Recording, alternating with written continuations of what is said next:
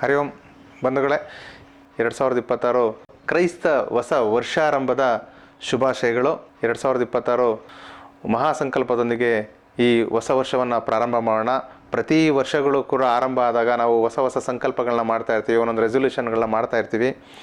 ಆದರೆ ನಾವು ಅದೆಷ್ಟನ್ನು ಕಾರ್ಯರೂಪಕ್ಕೆ ತರ್ತೀವಿ ಅನ್ನೋದು ಭಾಳ ಇಂಪಾರ್ಟೆಂಟ್ ಆಗುತ್ತೆ.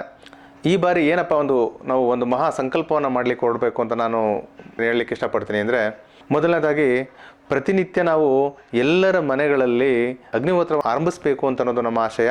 ಯಾಕೆಂದರೆ ಈ ಪ್ರಸ್ತುತ ಸಂದರ್ಭದಲ್ಲಿ ನಮ್ಮ ಸುತ್ತಮುತ್ತಲಿರುವಂಥ ಪರಿಸರ, ನಾವು ತಿನ್ನುವಂಥ ಆಹಾರ, ಕುಡಿಯುವಂಥ ನೀರು, ನಾವು ಸೇವಿಸುವಂಥ ಗಾಳಿ ತುಂಬ ಕಲುಷಿತ ಆಗಿದೆ.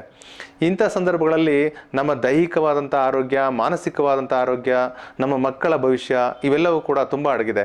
ನಮ್ಮ ಸುತ್ತಮುತ್ತಲಿರುವಂಥ ಪ್ರಾಣಿ ಪಕ್ಷಿಗಳ ಸಂಕುಲತೆಗೆ ಆಗ್ತಾ ಇರುವಂಥ ಹಾನಿ, ಇವುಗಳನ್ನು ನಾವು ರಕ್ಷಿಸ್ಕೊಳ್ಳಿಕ್ಕೆ ನಮ್ಮ ಸನಾತನ ಧರ್ಮದಲ್ಲಿ ಇರುವಂಥ ಏಕೈಕ ಮಾರ್ಗ ಅಗ್ನಿಹೋತ್ರ. ಸೂರ್ಯೋದಯದ ಸಮಯದಲ್ಲಿ ಮತ್ತು ಸೂರ್ಯಾಸ್ತದ ಸಮಯದಲ್ಲಿ ಮಾಡುವಂಥ ಒಂದು ಸಣ್ಣ ಕ್ರಿಯೆ ಅಗಾಧವಾದ ಒಂದು ಪರಿಣಾಮವನ್ನು ಬೀರುತ್ತೆ.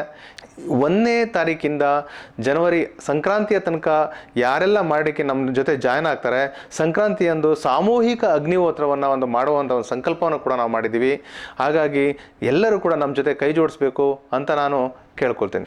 ಅಗ್ನಿಹೋತ್ರದ ಬಗ್ಗೆ ಇನ್ನೂ ಅತಿ ಹೆಚ್ಚು ಮಾಹಿತಿಯನ್ನು ನಾನು ಮುಂದಿನ ಸಂಚಿಕೆಯಲ್ಲಿ ಕೊಡ್ತೀನಿ. ಅಗ್ನಿಹೋತ್ರ ಹೇಗೆ ಬಂತು, ಅಗ್ನಿಹೋತ್ರ ಅಂದರೆ ಏನು, ಅದಕ್ಕೆ ಏನೇನು ಪದಾರ್ಥಗಳನ್ನ ಬಳಸ್ತೀವಿ, ಅದರಿಂದ ಇರುವಂಥ ಅತಿ ಹೆಚ್ಚು ಪರಿಣಾಮಕಾರಿ ಅಂತ ಪ್ರಯೋಜನಗಳೇನು, ವೈಜ್ಞಾನಿಕವಾಗಿ ಹಿನ್ನೆಲೆ ಏನಿದೆ ಅನ್ನೋದ್ರ ಕೂಡ ಬಗ್ಗೆ ನಾನು ನಿಮಗೆ ನೆಕ್ಸ್ಟ್ ವಿಡಿಯೋದಲ್ಲಿ ನಾನು ತುಂಬ ಸರಳವಾಗಿ ಹೇಳ್ಕೊಡ್ತೀನಿ. ಹರಿ ಓಂ.